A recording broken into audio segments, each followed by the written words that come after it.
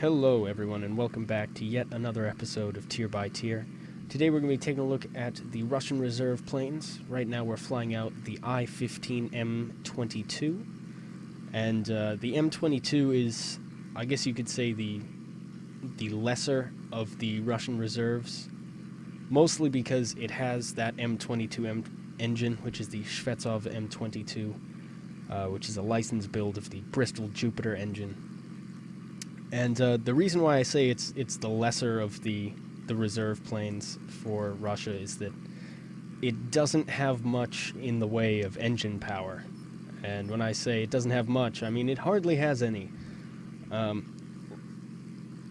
as a result of that, it finds itself having some significant problems in realistic battles. Now, those problems sort of go away in arcade mode, where you have simplified flight models and you have the ability to use WEP and things like that. But for realistic battles and for our purposes here, it is sort of unfortunate in the way that it flies, because it doesn't gain speed very well.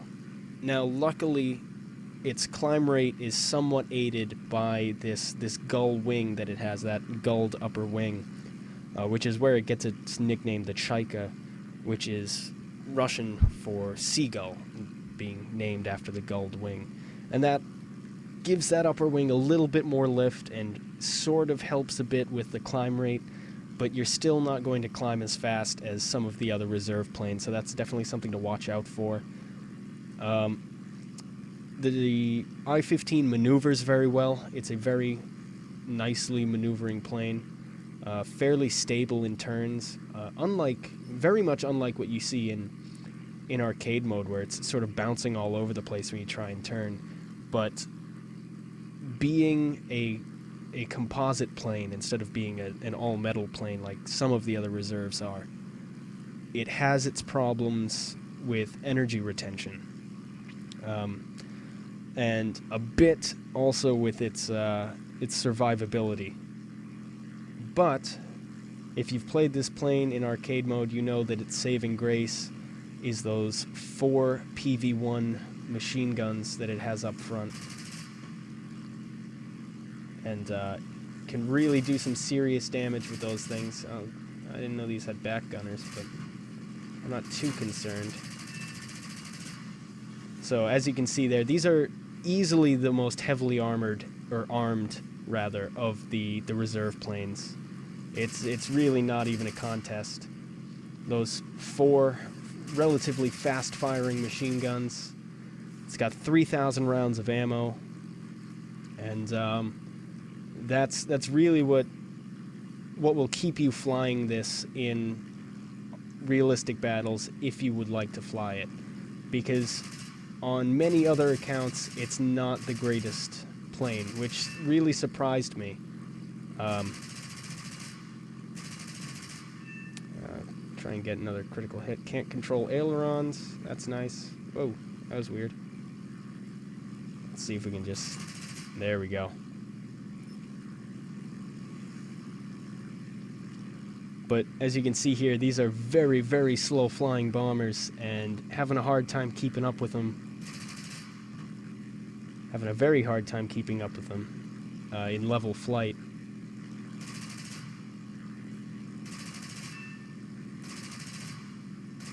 In fact, this one's pulling away fairly quickly.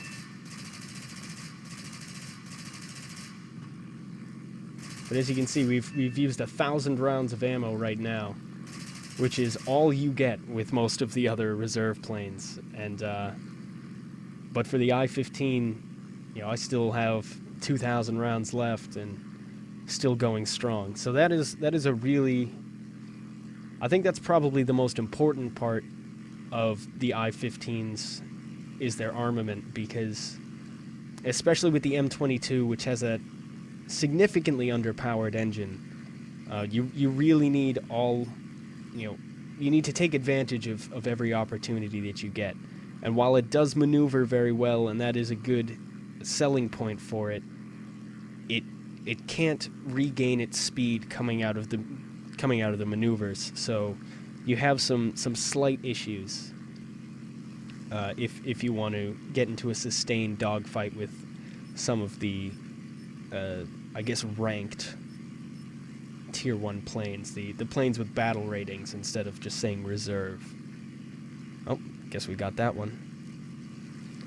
And it does perform very well. It's more of a low altitude plane, simply because it doesn't really have the ability to get to a high enough altitude before combat. Obviously, you can climb off to the sides, but Russian planes tend to be low to mid altitude planes anyway.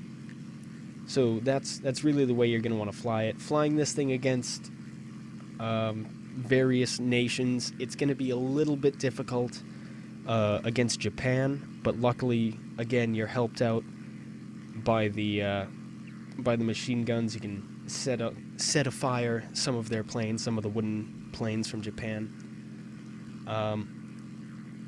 But the reason why I say it's going to be a little difficult is because, for the most part, your advantage against other planes is your maneuverability.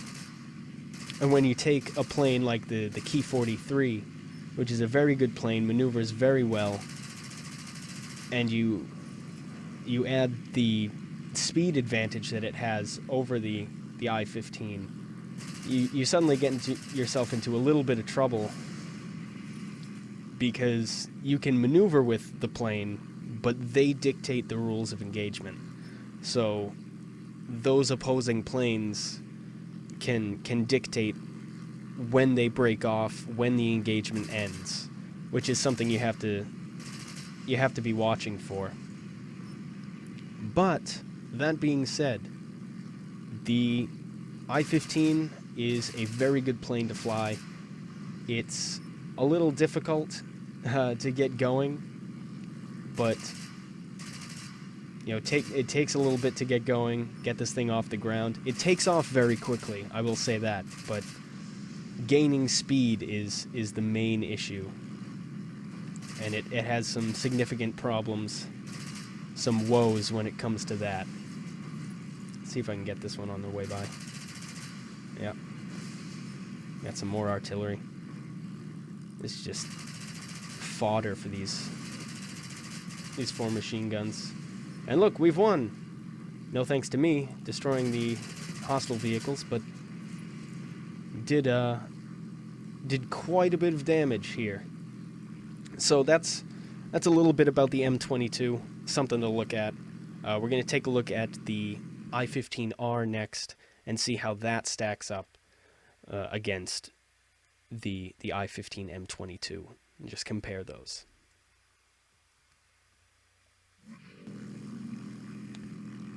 Alright, so here we are flying out the I-15R, and one thing about this plane is I found it very difficult to find any real differences between this and the M22, and I have to imagine it's a very similar situation to the Japanese reserve planes, where there's the Ki-10 and the Ki-10, or the Ki-10-1 and the Ki-10-1C, where one is simply a command plane with a radio. Because the Soviets never actually used the designations M22 or I-15R. I couldn't find any of that in any official documents. So I have to imagine that they are very similar, if not identical, planes. Now, as you can see here, fighting against German HE-51s, it's easy to see that the I-15s have the upper hand as soon as you get into turn fights.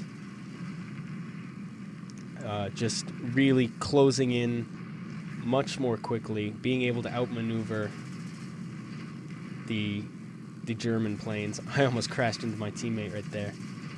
And the reason why I'm not firing on this guy is I'd feel bad stealing a kill, so that's the main purpose there. But as you can see, the energy retention remains roughly the same, the flight speed remains roughly the same, the maneuverability, again, essentially the same. So it's difficult to find any differences. You're going to fly them the same way. If anybody knows of any actual differences, as I try to avoid this 110, because if there's one plane in Tier 1 that you don't want to go up against head-on, or really in many different situations, it's the BF-110. That thing is an absolute monster. And we may have to just swarm it to bring it down. But if anybody knows any actual differences between the M22 and the R, please let me know, because I haven't been able to find them. It could simply be a matter of a difference in theater of operations, but that's all conjecture. Initially, I thought the M22 was the original production run of the I-15, so I try to avoid anti-air there. But the original production run of the I-15 only had 2 PV-1 machine guns, and they later added on the other pair. So it's kind of difficult to tell. But that's just me. Maybe I haven't been researching enough. Maybe I haven't dug into it in the right places, but I cannot find any discernible differences. So I'm tempted to turn around and take out that anti-air, but I feel like we're gonna need everybody we've got to fight this 110. And I think, nope, there's still someone left on the other team, and I don't know who they are, although I think we're coming back. He's trying to drag us over the airfield, and I'm not having that. So I'm gonna fly back this way. And as you can see, just I pitched up a little bit there and lost about 25 miles per hour off my speed. Very, very underpowered plane as far as the engine is concerned. Incredible armament, but very, very underpowered. Let's see what we can do about this 110. So I can't climb up to get him. So, and he's gonna try and drag us over the base again to get after that anti-air. I'm actually gonna pull off here. And again, I could probably help myself by not turning so hard. But I'm gonna pull off here and just climb away. And hopefully I can get up enough altitude where I can fight this guy on uneven terms, or roughly even terms. Although it'll never be even against a 110 in a biplane. 'Cause like I said, that thing is a force to be reckoned with at Tier 1. So, oh well, it looks like the other guy's crashed, and one of our players has crashed. So it's going to be me against a BF-110 in a Chaika. And you will see, usually when people refer to the Chaika in-game, they refer to the I-153. And I may have said this already, but all of the I-15s with the gull wing are a Chaika of some sort. So hopefully, let's see. I wonder if, and here we go, I wonder if doing low yo-yos is a better idea in this plane than doing high yo-yos, simply because of the engine power.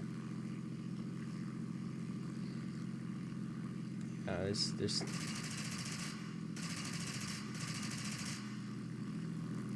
I got nothing.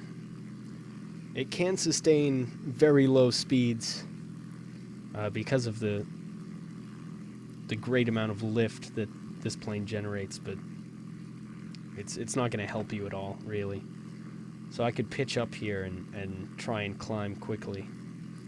But the problem you get if you do that is that once you level out again, it'll take a while to build that speed back up. So you can see we're going 60 miles per hour and just now getting the critical speed message.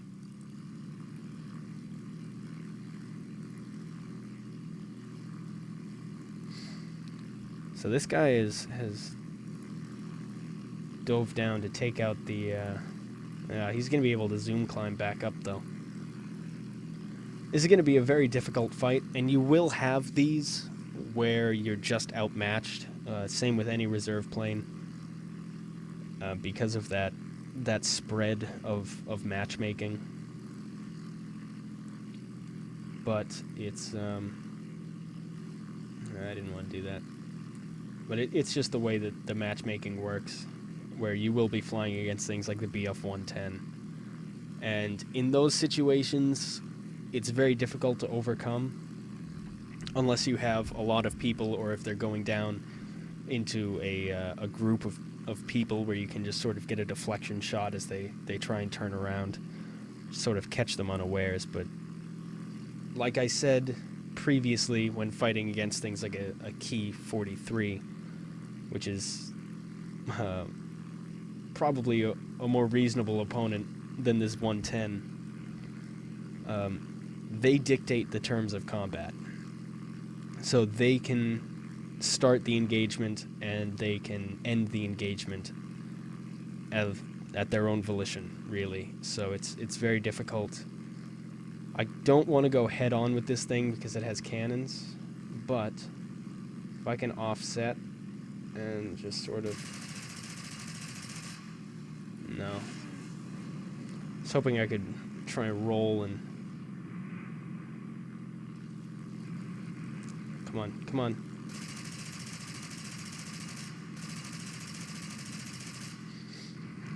So I guess what you're really going to want to do is use that maneuverability, and as he's coming on for a head-on, sort of go into a defensive role and see if you can... Is he firing backwards? Huh. And see if you can turn real quick, use that agility that you have, and just turn around real quick and sort of get some slicing shots over into the back of this 110. And that's what I'm going to try to do, but again, I can't guarantee that it's going to work. That's the only way I can think to actually fight this thing. We've got some pretty good speed now, actually. This is some of the higher speeds in level flight that I've seen from an I-15 in realistic battles. Nope. Not even close. That's game over right there. Although if he turns, maybe I can just...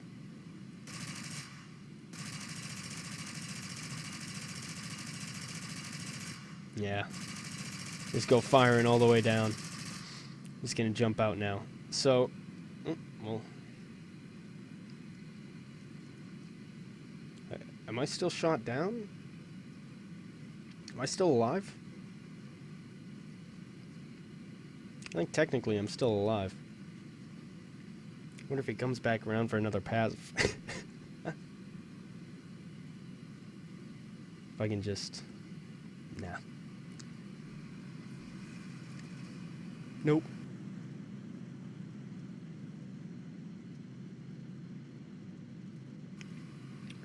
Just coasting to our demise.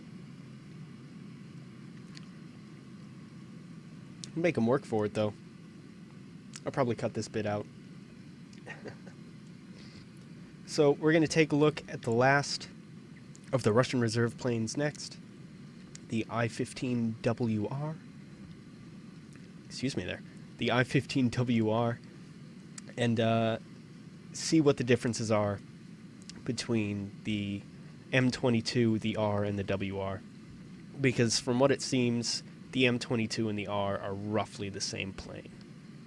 So we will see on that clip. So here we are flying out the I-15WR, and it's immediately apparent from the climb rate and the acceleration that the engine on this plane is different than the M-22 or the I-15R, because it does gain speed a little bit better, it climbs a little bit better, and the prototypes for the I-15 used a right radial, which was the R1820 engine. And it's possible that that's what powers this plane. although it was never put into production with the right radial. It was only used in the prototypes. When they went into full production, they used the M22 engine, the Shvetsov M22 engine, instead. But it seems to me, at least, that this engine is more powerful. So that's the only other option, I guess, that I can think of for this plane having increased power and also giving it the designation the WR.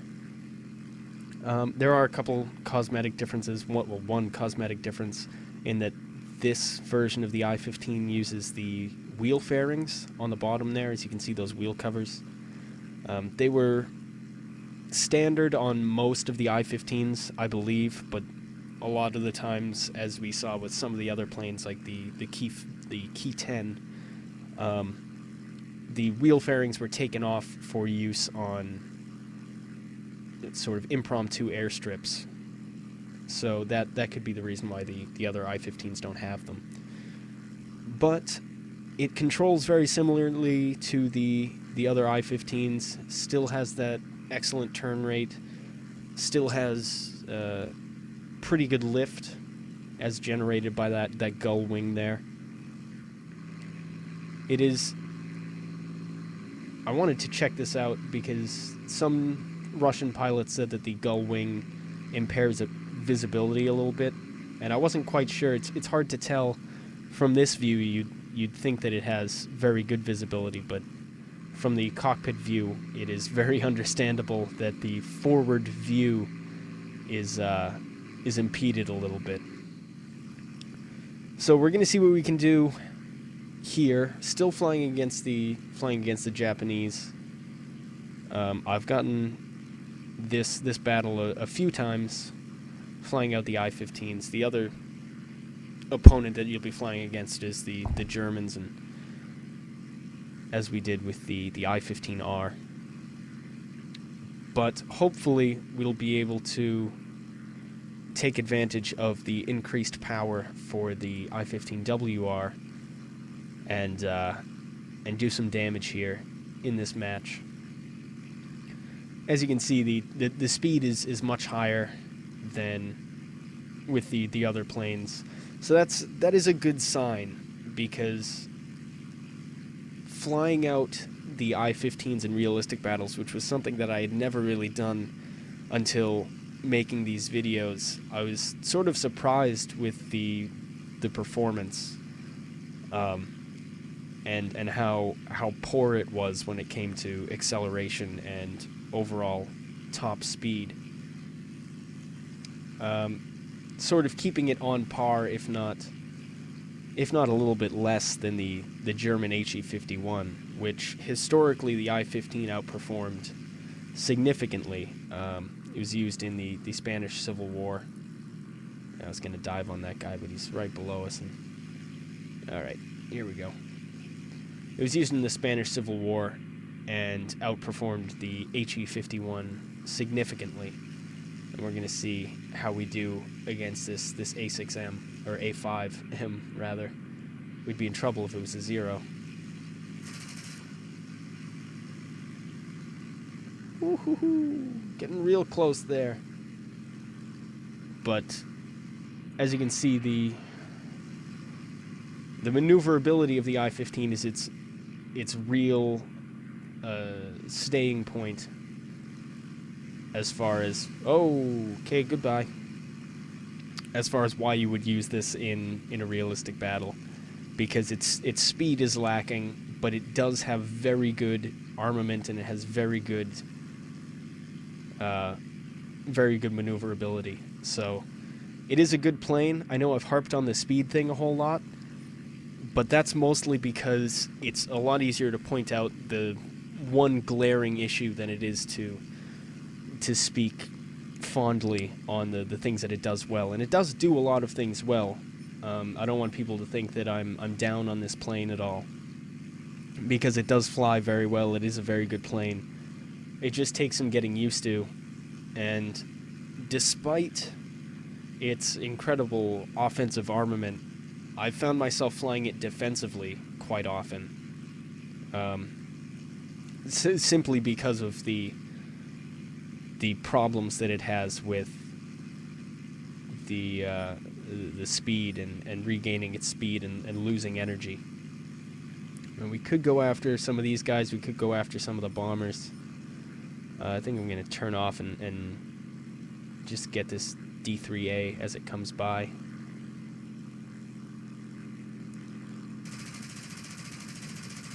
Oh, well, try and get it at least. And that thing's going to be a little bit too quick for us to follow. Looks like we did some damage at least. So let's go after this Key 10, and it would be nice if these were player planes, because then we would really get to see the differences in the performance of the planes. But you will be able to maneuver with just about any reserve plane. So that is one of the very nice points of the I-15. And there we go, set on fire. And with the I-15s, I use the tracer belts because the Russian tracer belts for this plane are full of armor-piercing incendiary tracers, which do a lot of damage and set fire to the. Where is that? This is a bomber near me, but I don't see him. Maybe I'm just blind. It's not above us. It's not up there. That's weird. Oh, there he is. He was hidden in the ground fire there. But this armor-piercing incendiary rack is very, very good for setting planes on fire and for doing a bit of damage. So let's see if we can just take this guy out before we win. But the I-15 is a very good plane. It takes some getting used to. The differences between the realistic battle performance and the arcade battle performance, as with every plane, is significant. I'm just going to keep shooting. And so you will find a big change there, but it's a very stable maneuvering plane, turns very tightly, has great offensive armament, lots of rounds. It's a pretty good plane for beginners because when you're learning to aim in... looks like I hadn't even upgraded the engine, so this thing must be significantly better performance-wise than the R and the WR, which I had or the R and the M-22, which I had maxed out. Couple quick notes before we end the video. The I-15s have the ability to carry out 50-kilogram bombs. I do not do that. I don't like to do that, as I said with the German HE-51 videos, simply because I don't like to further cause detriment to the performance of the plane. It is a fighter plane, and there's not much that you can take out with the with those bombs there. There's not much. Let's go into modifications here. Yeah, the 50-kilogram bombs. There's not much damage that you can do with that. You have an abundance of rounds for the machine guns. Anything you can take out with those 50-kilogram bombs, you can easily take out with the machine guns, and it's just going to, as you see here, slow you down, destroy your climb rate and your turn rate, which is really important with the I-15 because that is that's sort of your bread and butter. There is the ability to maneuver very well and turn inside other planes in a dogfight. So that's the reason why I don't take out the bombs. If you like to take them out, feel free, but I don't think they're necessary, and I think they're just a hindrance overall. So that is what we have for the Russian reserve planes. I hope you guys enjoyed the video. You can check out the other ones. Finishing up the rest of the reserve planes should be all done by the time this video comes out. The American P-26 video should come out at roughly the same time as this one. So you can check that out. You can check those all out. That'll be it for the reserve planes, and we will get moving on into the rest of Tier 1 as we go. So, again, thank you guys for for watching. Hope you enjoyed yourselves, and I will see you next time.